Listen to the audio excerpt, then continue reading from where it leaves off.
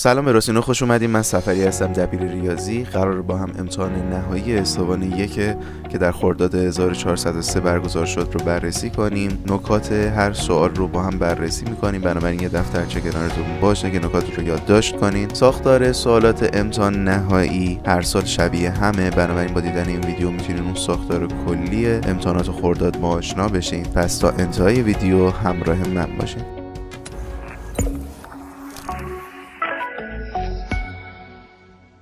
خب سوال اول در مورد درستی و نادرستی عبارت‌های زیره. خب بریم الف رو با هم نگاه کنیم. میگه مجموع ریشه های معادله 4x2 منهای 3x به 7 مساوی با 0 برابر منفی 3/4. خب ما میدیم مجموع ریشه ها با s نمایش میدادیم و فرمولش منفی b بر روی a بودش. خب ما میدونیم توی معادلای درجه 2 ax2 به علاوه bx به علاوه c هستش. خب بنابراین b میشه منفی 3، یه منفی هم توی فرمول داره میشه مثبت 3 بر روی a که اینجا 4 میشه مثبت 3/4 که منفی 3/4، بنابراین غلطه. پس این جواب میشه غلط. در معادله قدر مطلق y مساوی با x به علاوه یک تابعی از x نیست. این میخواد تابع بودن یا نبودن رو بررسی کنه. ما میدونیم زمانی تابع نیست که ما یه x بدیم و دو تا y بهمون بده که اینجا احتمالاً همینو میده. حالا بریم تست کنیم. من قدر y مساوی با x به علاوه 1 دارم. اگه بیام x رو 0 در نظر بگیرم، قدر y مساوی با 1 میشه. یعنی دو تا y دارم. یه y مساوی با 1 و یه y مساوی با منفی 1. خب اینجا بهم نشون میده که این تابع نیستش و خودش هم گفته خب تابع از x نیست، بنابراین جواب درسته. خب پ میگه دو تا تابع داریم. f(x) 1/5 به توان x و gx منفی لگاریتم x بر مبنای 5. اینا میگه وارون هم دیگه هستن یا نه. خب شما نگاه کنین. برای اینکه اول که ما میدونیم تابع نمایی وارونشون میشه لگاریتمی، بنابراین اگه من y مساوی با a به توان x داشته باشم و بخوام این رو وارون کنم، کافیه بیام بنویسم y مساوی با لگاریتم پایی که a بود بیاد توی مبنا و هر چه حالا اونجا x گذاشتم میتونه مثلا u هم باشه، یک عبارت باشه در اصل u بذاریم خیلی بهتره و اینجا u بنویسم، یعنی لگاریتم u بر مبنای a. حالا اینجا چیکار کرده؟ f(x) بوده 1/5 به توان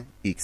بخواد اینو وارون کنه میاد میمیسه لگاریتم x رو میذاره، مبناش هم میکنه 1/5. خب ما میدونیم لگاریتم x 1/5 هم که 5 به توان منفی 1، توان منفی هم که میفته پشت لگاریتم میشه منفی لگاریتم x مبنا 5. بنابراین چیزی که واسه ما نوشته درسته و وارونش هستش و صحیحه. خب ت رو بیایم اینجا بررسی کنیم. با یه رنگ دیگه بنویسم قاطی نشه. میگه اگر تابع f(x) به علاوه gx در x مساوی با a حد داشته باشه، اون وقت f(x) و gx هم در a باید حد داشته باشن. نگاه این جمله لزوما درست نیستش. خب این جمله کلا غلطه. چرا؟ ما اگه بیایم f(x) رو با یه مثال نقض با ردش کنیم دیگه، درسته؟ بنابراین اگه f(x) رو x در نظر بگیرم، gx رو 1x در نظر بگیرم، خب خیلی بهتره که من f(x) رو هم منفی 1x در نظر بگیرم که خب هر دو تا حد نداشته باشن، واسه قابل فهم تره. خب من اگه بیام لیمیت f(x) به علاوه gx وقتی x به سمت 0 میره رو انجام بدم، خب لیمیت رو مینویسم x به سمت 0 میره و f(x) به علاوه gx خب 1x به علاوه منهای 1x اینو با هم از بین میرم میشه 0 و خب اینم میدونیم که حدش 0ه. ولی اگه بخوام بیام دونه دونه لیمیت بگیرم، یعنی لیمیت 1x و لیمیت منفی 1x و وقتی x به سمت 0 میره بیام حدشون رو حساب کنم، میبینیم که حد وجود نداره. خب حدشون بی‌نهایت میشه. خب این ما میگیم حد وجود ندارد. پس چیزی که گفته لزوما درست نیستش و خب ت میشه غلط. خب سوال بعد جا خالیه. بریم ببینیم. میگه الف نمایش عبارته فاصله بین x و 3 برابر 7 است با نماد قدر مطلق به صورت. خب نگاه شما وقتی فاصله بین x و 3 میگه، فاصله خودش اصلا قدر مطلق میاره. حالا خودش هم تو جمله گفته بهمون. شما باید بیاین اینجا بنویسین قدر مطلقه. فاصله همون قدر مطلقه دیگه. x منهای 3 برابر 7. فاصله بین x و 3 همون x منهای 3 هستش. حالا یکی میگه من میخوام مثلا بنویسم 3 منهای x مساوی با 7 فاصله رو اینطوری نمایش بدم. میگم خب هیچ فرقی نمیکنه حالا بنا به اون ویژگی قدر مطلق و شما اینطور با در نظر بگیرید که فاصله بین x و 3 رو خواسته. من بالاخره فاصله یه عبارت مثبته، برای همین داخل قدر مطلق مثلا حالا چه بزرگتر از کوچیک کم کنی چه کوچیکتر از بزرگ کم کنی یه جواب میده، فقط منفی مثبتی و قدر مطلق خودش مثبت میکنه و فاصله مثبت میده. پس هر دو تا اینا توی این جای خالی درستن. حالا یا چپی یا راستی با یکی نوشته بشم.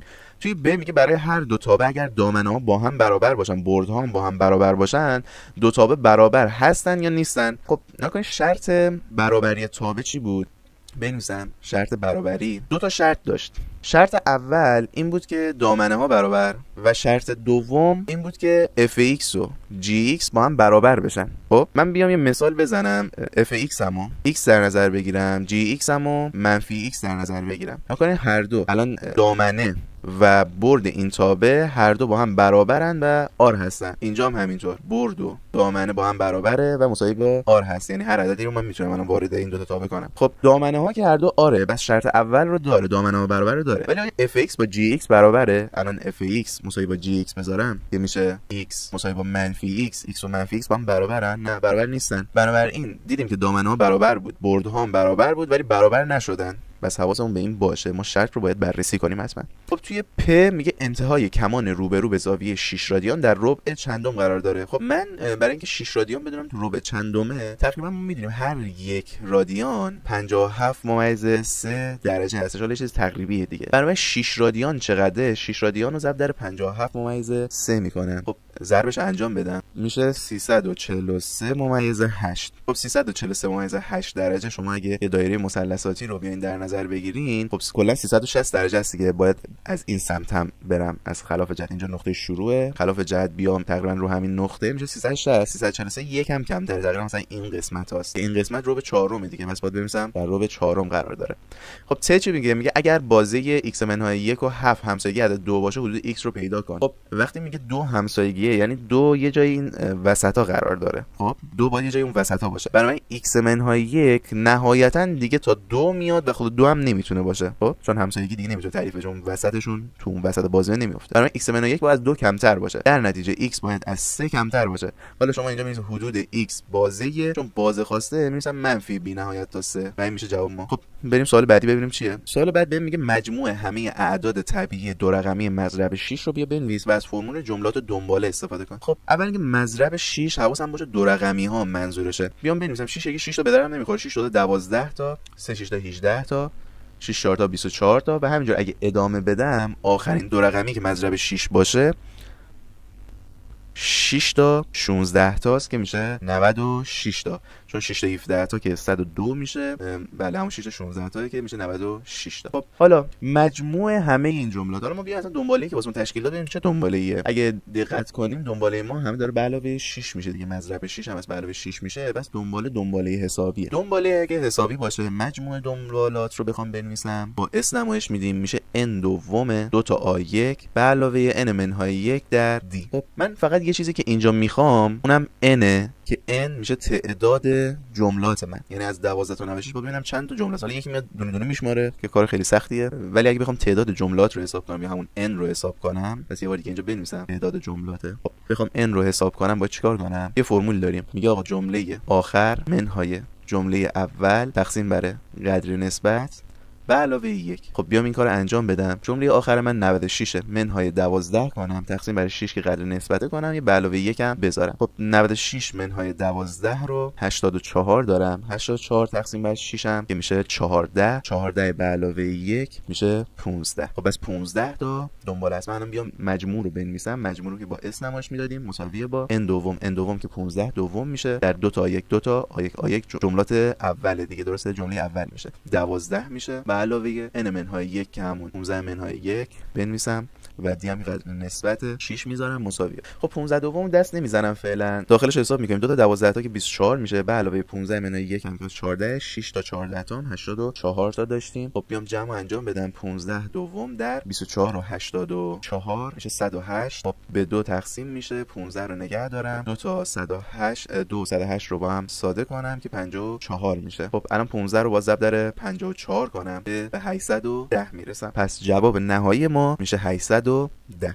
خب سوال چهارم اینجا. سوال چهارم بهمون میگه که شکل روبرو نمودار سهمی ax2 به علاوه bx به علاوه c رو خب نمایش میده. ضرایب b و c رو بهم میگه تعیین علامت کن. ما بیایم به طور کلی تعیین علامت همشون رو ببینیم، همه ضرایب ببینیم به چه صورته. خب برای اینکه ضریب a رو تعیین علامت کنم باید بیام اون دهانه سهمی رو ببینم که به چه صورته. اگه رو به بالا بود مثبت بود، رو به پایین بود منفی بود. چون رو به پایین دهانه سهمی همونطوری میبینین رو به پایین قرار داره. یه بار نشون بدم نکنین رو به پایین قرار داره، چون رو به پایینه بنابراین علامتش منفی میشه. خب برای اینکه ضریب b رو تعیین علامت کنیم باید بیایم شیب برخورد با محور y ها رو بررسی کنیم. یعنی چی؟ یعنی من بیام محور y ها رو ادامه بدم، بعد نمودار رو هم بیام ادامه بدم. مثلا توی همچین نقطه‌ای حالا قطع میکنه، با رنگ دیگه رسم کنم. تو این نقطه‌ای که قطع میکنه بیام شیب رو رسم کنم. نکن شیب اگر روی نمودار موموس رسم کنی، توی نقطه موموس بر نمودار رسم کنی، چون سودیه و شیبش مثبته، بنابراین علامت بی هم مثبت میشه. خب برای اینکه بیام الان سی رو تعیین علامت کنم، ضریب سی تعیین علامت بشه، کافیه که بیام نقطه برخورد با محور ایگرگ ها رو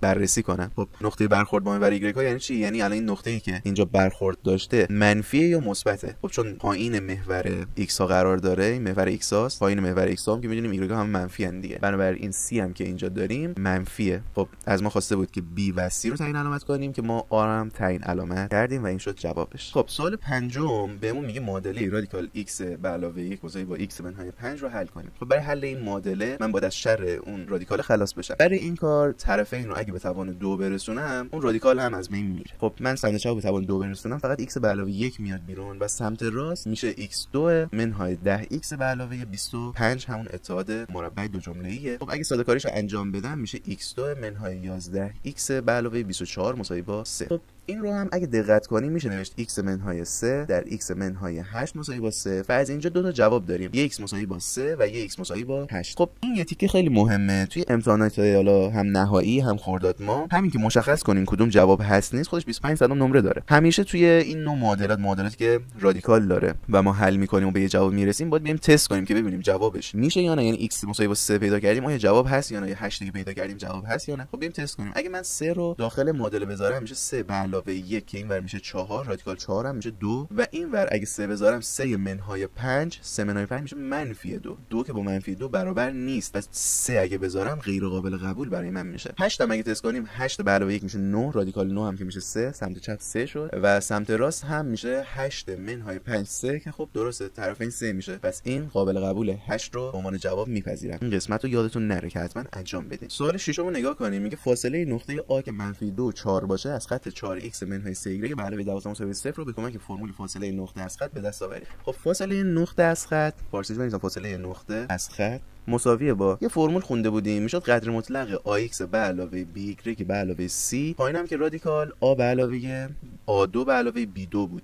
توان دوشون یادمون نره. خب من کافیه که بیام این رو حساب کتاب کنم. پایین که رادیکال a2 به علاوه b2 خط ما به صورت ax به علاوه b به علاوه c مساوی با 0 دیگه. حالا خب a رو دارم 4 به توان 2 16 و b رو دارم منفی 3 که به توان 2 میشه 9. پایین رادیکال 25، من رادیکال 25 بنویسم. بالا چی؟ بالا همون قرار دادن نقطه داخل خطه. حالا نشیم ax به علاوه b به علاوه c، منظور اون نقطه رو توی خط قرار بدیم. شاید بهتر باشه که ax 0 به علاوه b 0 بنویسیم، اینا رو هم x 0 رو y 0 بگیریم، اینجوری شاید راحت‌تر متوجه بشین. ax 0 به علاوه b 0 به علاوه c نقطه رو داخل خط قرار بده. یعنی چی؟ من این خط رو بیام اینجا بذارم 4، x رو بذارم منفی 2، نقطه رو گذاشتم داخله، منفی 3 رو بنویسم، y رو بذارم 4 به علاوه 12 کاری نمیتونم بکنم. بالا بیام اینو حساب کتاب کنم. 4 تا اینجا منفی 8 دارم، اینجا منفی 12 دارم که خب اینجا منفی 20 دوباره به علاوه 12، خب 12 با 12 میره همون منفی 8 میمون. چون قدر مطلق داره منفی 8 هم که میشه 8. بالا 8 دارم، پایینم که رادیکال 25 5 و جواب نهایی میشه 8 5. خب سال هفتم از ما میخواد که نمودار تابع fx رو رسم کنیم، بعد دامنه و بردش هم بیایم حساب کنیم. من اول بیام نمودارمو رسم کنم. خب محور x ها باشه، محور y ها. من رادیکال x به علاوه 2 رو تو محدوده منفی 2 تا 0 بار رسم کنم، با خط قرمز رسم کنم مشخص باشه. خب رادیکال x رو هممون بلدیم که تقریبا به این صورت هستش. وقتی رادیکال x به علاوه 2 میشه، شما باید 2 واحد به سمت چپ انتقال بدین، یعنی همین فرمو حفظ کنه، فقط 2 واحد بیاد چپ. اینجا 1 واحد، اینجا 2 واحد، اینجا به این صورت رسم بشه. فقط حواستون باشه گفت از محدوده منفی 2 تا 0، یعنی از xش منفی 2 تا 0 باشه، یعنی رو محور y ها دیگه خاتمه پیدا میکنه. یعنی من الان بیام نمودارشو رسم کنم، از منفی 2 شروع میشه تا 0، البته صفرش تو خالی و منفی 2 تو پره. این شد همون رادیکال x به علاوه 2 حالا تو اون محدوده‌ای که خودش گفته بود. یا حالا میتونم یه بار x رو 0 بدم، یه بار y رو 0 بدم، این دو تا نقطه به دست میاد و یه منحنی بینش رسم کنم. خب توی نقطه 0 تا 2 اینجا که 0، اینجا هم حالا 2 در نظر بگیریم، اینجا 1 باشه. گفته توی 0 تا 2 جزء سعی x. خب جزء سعی x میدونین یک تابع پلکانیه، با خط آبی رسم میکنم. یعنی چی؟ یعنی توی نقطه 0 تا 1 0 میده و 0 با توپر باشه و از نقطه 1 تا 2 هم هر چی شد 1 رو میده. جزء سعی به این صورت بود دیگه، قبلش رو میداد و تابعش هم تابع پلکانی بود، پله پله میرفت بالا. بنابراین الان بیام در مورد دامنه و برد صحبت کنم، دامنه تابع و برد تابع. خب دامنه تابع همونطور که ملاحظه میکنیم از منفی 2 بسته شروع میشه تا 2 باز. بنابراین می‌نویسم منفی 2 بسته تا 2 باز. برای بردش هم نگاه کارین از پایین به بالا باید برد بنویسیم دیگه. کمترین حالتش 0 روی ایگرگ و بیشترین حالتش این نقطه است. حالا این نقطه چنده باید بیایم ببینیم که رادیکال x به علاوه 2 کجا در اصل ایگرگش رو باید پیدا کنیم دیگه. بس x رو کافیه که 0 بدم، بیام x رو 0 بدم، ایگرگ میشه رادیکال 2، یعنی این نقطه‌ای که بس اینجاست رادیکال 2. پس از 0 برد ما از 0 شروع میشه تا رادیکال 2. پس بنویسم 0 هم بسته باید باشه، رادیکال 2 هم که اونجا بازه، پس اینجا رو هم باز باید نمایش بدم. این میشه برد و دامنه این تابع. خب سوال 8 رو با هم دیگه نگاه کنیم. سوال 8 میگه ابتدا مشخص کنیم کدام یکی از توابع زیر 1 به 1، بعد بیایم وارونش رو بنویسیم. خب ما دو تا تابع داریم. اولی تابع سرج 2 یا همون سهمی خودمونه. خب می‌دونیم سهمی‌ها به طور معمول 1 به 1 نیستن. همینطور گزینه ب هم که تابع قدر مطلقیه، قدر مطلق هم همینطور خود به خود 1 به 1 نیستن، ولی با محدود کردن دامنه‌ها میتونن 1 به 1 باشن که اینجا محدود کرده. برای بررسیش هم میتونیم رسمش رو انجام بدیم. حالا رسمش خیلی سریع توی چک نویس جای انجام بدیم ببینیم که 1 به 1 هست یا نه. مثلا من الف رو اگه بخوام انجام بدم، اگه نمودار x و y رو رسم کنم، x منهای 3 یعنی باید 3 تا بیام سمت راست، بعد اون نمودار حالا سهمی طورش رو بیام رسم کنم که فقط بود از x های صفر بزرگتر دیگه. حالا صفر بزرگتر تقریبا ادامه پیدا میکنه از یه جایی اینجا مثلا رو پر میشه و به بعدش. خب میدونیم تابع 1 به 1 چه شرطی داشت؟ ما بیایم یه خط افقی رسم کنیم روی نمودار و توی یک نقطه فقط قطع کنیم، چون توی دو تا نقطه قطع میکنه پس 1 به 1 نیستش. این 1 به 1 نیست، بنابراین با دومی 1 به 1 باشه دیگه. حالا اگه رسمش هم کنیم متوجه میشیم که 1 به 1. ولی خب ما با همین راه الان اولی نیست پس دومی. حالا دومی رو بخوایم وارون بنویسیم، چطور میتونیم وارونش انجام بدیم؟ من gx رو بنویسم y مساوی با قدر x منهای 1 بر 2. خودش گفته x های بزرگتر مساوی با 1 داریم صحبت میکنیم. توی x های بزرگتر مساوی با 1 اگه بیایم حالا تعیین علامت کنیم برای قدر مطلقه مثبت میاد. تو بزرگتر از 1 بذار 2 بذار جای x 3 بذار 4 بذار 5 بذار، همش مثبت میاد بیرون. بنابراین من مثبتش رو میارم بیرون. حالا به علاوه 2 هم داره. خب میشه y مساوی با x به علاوه 1. باید x رو تنها کنم، y منهای 1 مساوی با x. خب الان کافیه که فقط جای x و y عوض کنم، یعنی y بشه x منهای 1. این همون وارون تابع g ما هستش که شده x منهای 1 و این میشه جواب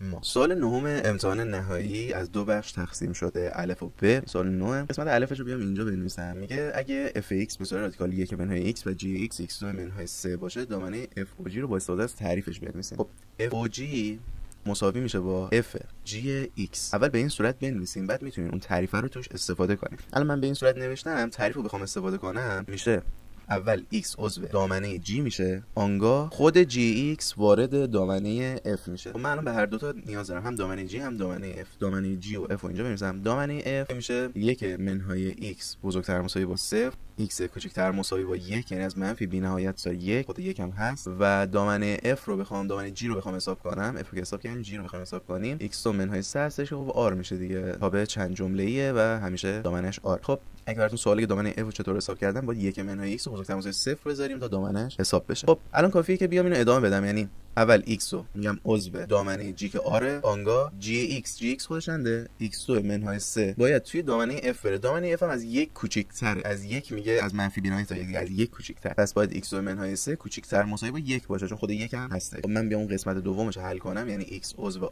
r میشه به طوری که x2 منهای 4 کوچیک‌تر مساوی با 0. خب جواب این قسمت الان باید بیام حساب کنم، یعنی این قسمت رو بیام تعیین علامت کنم، جواب به دست بیارم دیگه. وقتی کوچیک‌تر مساوی با تعیین علامت بشه، اگه تعیین علامت کنیم می‌بینیم که میشه -2 تا 2 بسته جوابش. بنابراین کلا جوابش مساوی با -2 تا 2 هر دو طرف هم بسته میشه، یعنی جواب کلی نهایی میشه این چیزی که ما نوشتیم. خب قسمت ب دو تا زوج مرتب داده. من خب این قسمت می‌نویسم با رنگ دیگه. میگه اگر f زوج مرتبش این باشه، g هم این باشه، این قسمتش اشاره تایپ 1 نوشته شده بود که خب صفر توی امتحان نهایی 0 نوشته شده، 3 و 0. میگه تابع f تقسیم بر g رو حساب کن. ما میدونیم تابع یعنی دامنه تابع f تقسیم بر g از اشتراک دو تا دامنه دو تا تابع به دست میاد. پس اشتراک باید بگیرم، یا حالا یا به عبارت دیگه باید بگیم بیایم مشترکا رو انتخاب کنیم، اونایی که x هاشون برابر مؤلفه‌های اولشون برابره رو انتخاب کنیم. خب کدوما میشن؟ یه 2 تو هر دو مؤلفه اولشون برابره و یه 3 که تو هر دو برابره. بعد بیام یه بار برای x2 و یه بار برای x3 حساب کنم. برای x2 بخوام حساب کنم یعنی باید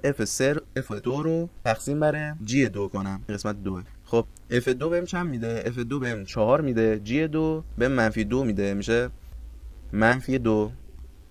یعنی من 2 دادم -2 بهم داد. و برای x3 هم بخوام حساب کنم باید بنویسم f3 به g3. خب مساوی میشه با f3 4 جی 3 0. و حواسمون باشه دامنه f تقسیم بر g میشه اشتراک منهای بر از x هایی که gx رو مساوی با 0 قرار میدن، یعنی اون x هایی که gx رو 0 میکنن رو باید از این اشتراک خط بزنیم. خب x مساوی با 3 این کارو میکنه، یعنی اینو نمیخوایم و تنها جوابمون میشه این اولیه. یعنی اگه من بخوام بیام مثلا تابع f تقسیم بر g رو بنویس، باید بیام بنویسم فقط میشه 2 و -2، تنها این یه دونه زوج مرتب میشه. سوال 10 به اون میگه نیمه عمر یک ماده هسته‌ای 30 ساله، نمونه از این ماده 128 میلی گرم جرم داره. جرمی که پس از 300 سال باقی میمونه رو محاسبه کنیم. ما یه فرمول داشتیم میگفتیم جرم باقی مونده با mt نمایش میدادیم، میشد m0 جرم اولیه ضرب در 2 به توان -t بر روی n. خب n همون نیمه عمر ما بود و t هم اون زمانیه که سپری میشه. یعنی من الان باید m300 رو بیام حساب کنم. برای اینکه m300 رو حساب کنم m0 128 ضرب در 2 به توان -t که 300 بر روی n هم که بهمون 30 داده. خب مساوی میشه با 128 که 2 به توان 7 ضرب در 0 با 0 هم بره 33 هم که 10 میشه 2 به توان -10. خب انجام بدیم میشه 2 به توان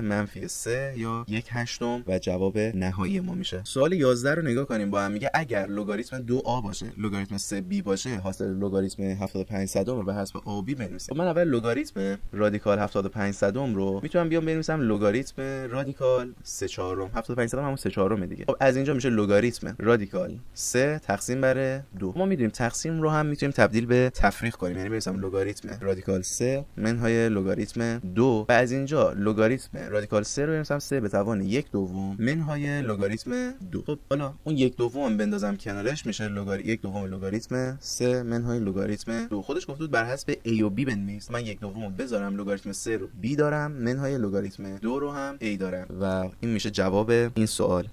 سوال بعدی سوال 12 هستش، میگه معادله لگاریتمی رو حل کن. خب اول اینکه بینشون تفریق وجود داره، من تفریق رو میتونم تبدیل به تقسیم کنم، یعنی لگاریتم مبنا 2 رو بنویسم و x به علاوه 7 تقسیم بر x منهای 2 کنم که مساوی با 2 میشه. خب از اینجا x به علاوه 7 بر روی x منهای 2 مساوی با 2 به توان 2 میشه، همون 4. x به علاوه 7 رو بنویسم و مخرج رو ضرب در 4 کنم دیگه، 4x منهای 8. خب الان بیام مرتب کاریش انجام بدم، مساوی رو بذارم، x بره اونور، 4x منهای x میشه 3 تا x، 8 هم بیاد اینور، 8 تا 7 میشه 15 و x به دست میاد 5 و جواب این مسئله ما میشه. داخل سوال 13 هم به ما میگه یه دایره داریم به شاه 3 سانتی متر. خب r رو بهمون داده، گفته اندازه کمان که با l نمایشش میدیم با زاویه مرکزی 20 درجه تتا. فقط تتا حواسمون هست، ما توی یه رابطه داشتیم میگفت اندازه کمان میشه r تتا و این تتا حواسمون هست که بر حسب رادیانه نه بر حسب درجه. خب من اگه بخوام درجه رو تبدیل به رادیان کنم کافیه که درجه رو ضرب در 380 کنم تبدیل به رادیان میشه. ببینیم رادیان. خب درجه به من 20 درجه داده، ضرب در 380 کنم مساوی میشه با 20 به خودش یه مرتبه به 180 9 مرتبه کلا میشه پی 9. خب باید ال مساوی با r تتا بود، r که 3 ضرب در پی 9 باید بشه، خب میاد پی 3 و میشه جواب مسئله ما. دوستان چند سال قبلی در کل سوالای آسونی بودن و خیلی سریع حل میشدن، برای همین نکات خیلی خاصی هم نداشتن، فقط استفاده از فرمول ها بود که باید حواسمون باشه فرمول ها رو بلد باشیم و محاسبات رو بتونیم به درستی انجام بدیم. سوالایی نبودن که بخواد دام داشته باشه یا نکته خاصی داشته باشه توشون. بریم سوال بعدی.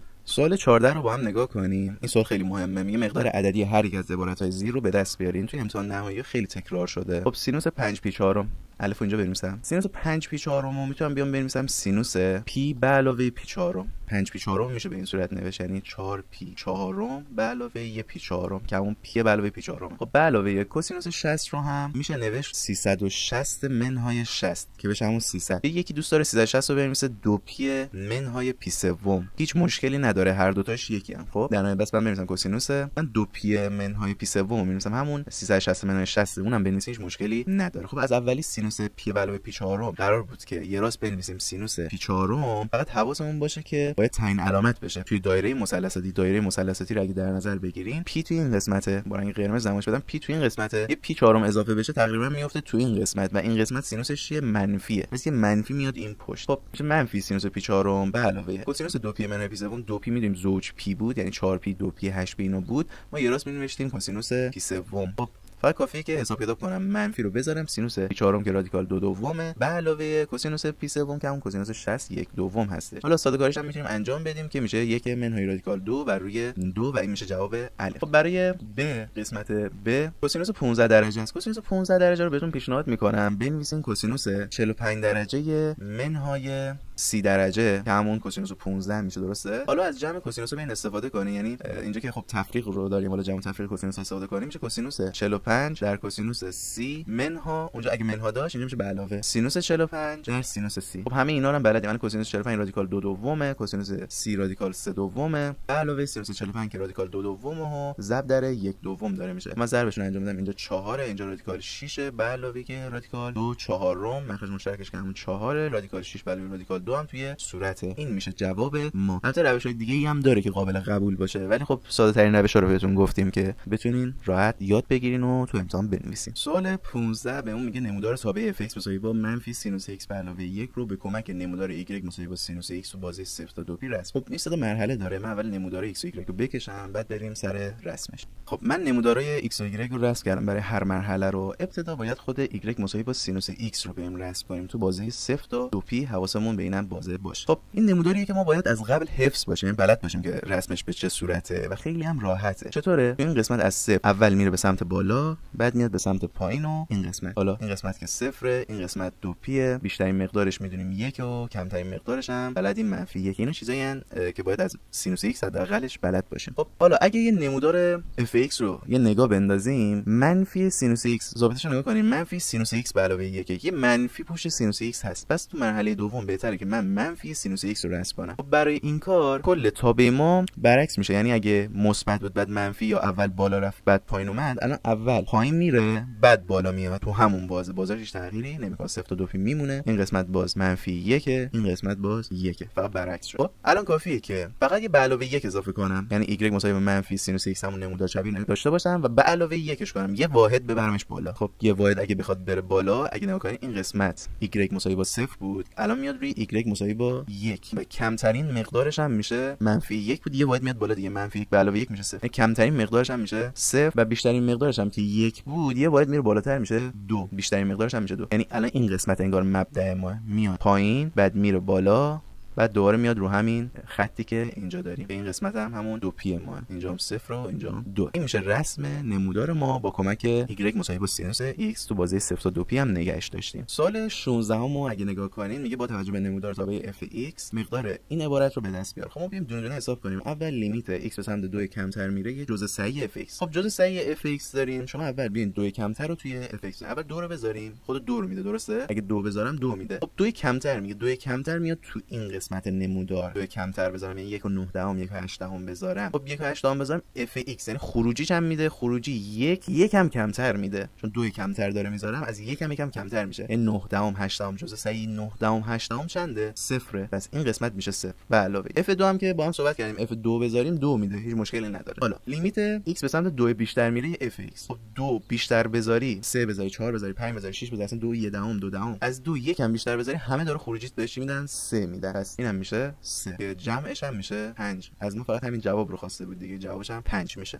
سوال 17 بهمون میگه حدود زیر رو حساب کنین. سوالی که توی امتحانات خرداد حتما ازش دارین، پس با دقت اینجا رو گوش کنین. لیمیت x به سمت 3 میره 5 تو قسمت الف. وقتی متابعی نداریم میدونیم که جوابش 5 میشه. حالا به سمت 3 بره، به سمت 4 بره، به سمت 5 بره، تابع همانی و ثابت که خودش رو میده در هر صورت، پس 5 میشه. اما بیایم از b شروع کنیم به حل کردن و نکات مهمی که توش داره. لیمیت x به سمت 3 بیشتر میره. خب نکنین اول با یه نگاه که میبینم جزء صحیح دارم باید بیام از شر جزء صحیح خلاص بشم. شما زمانی که قدر مطلق میبینین و جزء صحیح میبینین باید اول از شر اونو خلاص شین. من الان جزء صحیح دیدم و باید از شرش خلاص شم. چطور؟ خب 3 بیشتر بهم داده، کافیه که 3 بیشتر رو توش قرار بدم، یعنی 3 و 1 دهم 3 و 2 دهم قرار بدم. خب میدونیم که میفته یکی قبلش دیگه 3 و 1 دهم 3 و 2 دهم میشه همون 3. پس میذارم 3 در x2 هم که ضرب میشه منهای 27 پایینم x منهای 3 دارم. الان خیلی راحت تر میتونم حل کنم. قبل از اینکه جایگذاری رو انجام بدم 3 بیشتر هم بذارم. میدونیم که خب 3 رو میشه از بالا فاکتور گرفت بشه x2 منهای 9 پایینم که x منهای 3 دارم. بالا هم که مزدوج رو میبینم خب میشه ساده کاری انجام داد. بس انجام بدم x به سمت 3 بیشتر میره 3 رو نگه دارم، این x منهای 3 در x به علاوه 3 هستش، پایینم یه x منهای 3 دارم. خب پایین x منهای 3 با بالا ساده میشه، فقط میونه 3 تا x به علاوه 3 که کافی الان 3 هم قرار بدم. 3 رو قرار بدم میشه 3 به علاوه 3 که 6 یه سم قبلش داره میشه 18 و جواب من پس میشه 18. این شد جواب این حدمون. حالا تو قسمت پ لیمیت x به سمت پی دوم میره 1 منهای سینوس x به کوسینوس x. خب تو این قسمت اول میام جایگذاریمو انجام میدم. پی دوم همون 90 درجه است. 1 منهای سینوس 90 درجه که 1 منهای 1 میشه 0. کوسینوس 90 هم که 0. خب حالا 0 رو بهم رخ میده، یعنی اون مبهم رو دارم اینجا. خب باید از شر مبهم بودنش خلاص شم. چیکار کنم؟ چون امتحانه و تستی نیست. اگه تستی بود یکی هوپیتال میزد یا هم‌ارزی استفاده میکرد، میتونست خب خیلی سریع به جواب برسه. ولی چون امتحانه، مثلا خرداد ماه یا اگه نهایی باشه، باید حتما از راه تشریحش برین حل کنین. یعنی ما چیکار کنیم؟ شما لیمیت x به سمت پی دوم رو مینویسین، 1 منهای سینوس x به کوسینوس x هم مینویسین. ببین ضرب در مزدوج صورت میکنین، یعنی 1 به علاوه سینوس x میکنم. خب من دیگه هر بار لیمیت رو ننویسم دیگه. اون لیمیت فرض کنین فاکتوریال برای همیشه هستش. خب اولی که ضرب کنم اتحاد مزدوج میشه اولی به توان 2 منهای دومی به توان 2. پایینم که بخوام ضرب کنم، البته بهتر نگهش دارم، بشه 1 به علاوه سینوس x یعنی کوسینوس x در 1 به علاوه سینوس x ضرب شده. خب بالا 1 منهای سینوس 2 x اگه دقت کنین همون کوسینوس 2 x. خب کوسینوس x هم در 1 به علاوه سینوس x. اگه بالا صورت متوجه نشدین، ما این رابطه رو داشتیم که کوسینوس 2 x به علاوه سینوس 2 x مساوی با 1 که خب کوسینوس 2 x میشه 1 منهای سینوس 2 x دیگه. از این نکته استفاده کردم. خب بالا 1 کوسینوس x با 1 کوسینوس x پایین ساده میشه. بالا فقط کوسینوس x میمونه، پایین 1 به علاوه سینوس x میمونه. حالا کافیه که اون پی دومه رو که اول داشتم قرار بدم. کوسینوس پی دوم کوسینوس 90 که 0، پایینم میشه 1 به علاوه سینوس 90 هم که 1 0 دوم که همون 0 میشه جواب ما. خب الان بریم سوال آخر ببینیم در مورد چیه. سوال آخر بهمون میگه مقادیر A و B را چنان تعیین کنید که تابع زیر در x مساوی با 1 پیوسته باشد. خب آخرین سوال مربوط به پیوستگی همیشه و معمولا هم به این صورت پیوستگی سوال میاد که میگه A رو B رو طوری تعیین کنید که پیوسته باشه. تو x مساوی با خب تو x مساوی با 1 باید پیوسته باشه. ما قبلا هم تو ویدیوهای دیگه صحبت کردیم که پیوسته بودن کافیه که بیایم بگیم حد x به سمت 1 میره، حالا راست و چپش باید با مقدارش تو نقطه 1 برابر باشه. این سه تا شرط رو داشته باشه، برابری بین این سه تا باشه، اون وقت میگیم پیوسته است. خب من باید اینو بیام دونه دونه انجام بدم. اول بیام لیمیت x به سمت 1 راست میره. خب 1 راست میشه اون اولی، یعنی رادیکال x منهای 1 بر روی x منهای 1. خب من اگه 1 رو قرار بدم همونطور که 0 0 رخ میده. کافیه که بیام توی مزدوج صورت یه دور ضرب کنم. رادیکال x منهای 1 x منهای 1 رو داریم، توی مزدوج صورت ضرب کنیم x به علاوه 1 رادیکال x به علاوه 1. خب من لیمیت رو بذارم 1 به علاوه بالا میشه اولی به توان 2 که x میاد بیرون، منهای 1 به توان 2 هم که خب 1، پایینم x منهای 1 در رادیکال x به علاوه 1 بود. خب که پایین با بالا ساده میشه، خیلی کارمون راحت میکنه. 1 پایین فقط رادیکال x به علاوه 1 بود که 1 هم بذارم میشه 2 میشه 1 دوم. پس x به سمت 1 راست میره شده 1 دوم. بیام لیمیت x به سمت 1 کمتر رو هم حساب کنم. 1 کمتر میشه این قسمت، یعنی x منهای 2a که مساوی میشه با 1 رو قرار بدم میشه 1 منهای 2a. خب باید حواسم باشه که الان گفتم لیمیت چپ و راست باید با هم برابر باشن که پیوستگی ایجاد بشه، یعنی 1 منهای 2a باید با 1 دوم برابر بشه. خب از اینجا 2a مساوی میشه با 1 منهای 1 دوم که همون 1 دوم خودمونه. 2 هم بره اونور میشه 1 چهارم. a رو به دست میارم 1 چهارم. بریم که b رو به دست بیاریم. الان باید f 1 رو حساب کنم. f 1 میشه همون b منهای 1 از خود ضابطه‌ای که بهم داده بود. تا به چند ضابطه‌ای و این b منهای 1 هم باید با 1 دوم برابر بشه که از اینجا b مساوی با 1 دوم به علاوه 1 میشه که همون 3 دوم بهم میده. خب من b و a رو اومدم پیدا کردم. ممنونم از اینکه تا اینجا ویدیو همراه من بودین. امیدوارم این تحلیل براتون مفید واقع شده باشه. اگه دوست دارین ویدیوهای آموزشی و تحلیل‌های بیشتری رو ببینید، لطفاً کانال ما رو توی آپارات و همچنین یوتیوب دنبال کنید. ویدیوهای بیشتری از آزمون‌های نهایی و همچنین آزمون‌های خرداد ماه که میتونه براتون خیلی مفید باشه، یه مرور کلی و شب امتحانی براتون باشه، توسط همکاران من براتون قرار میگیره. امیدوارم که از تحلیل‌ها خوشتون اومده باشه. تا ویدیوی دیگه، خدا نگهدار.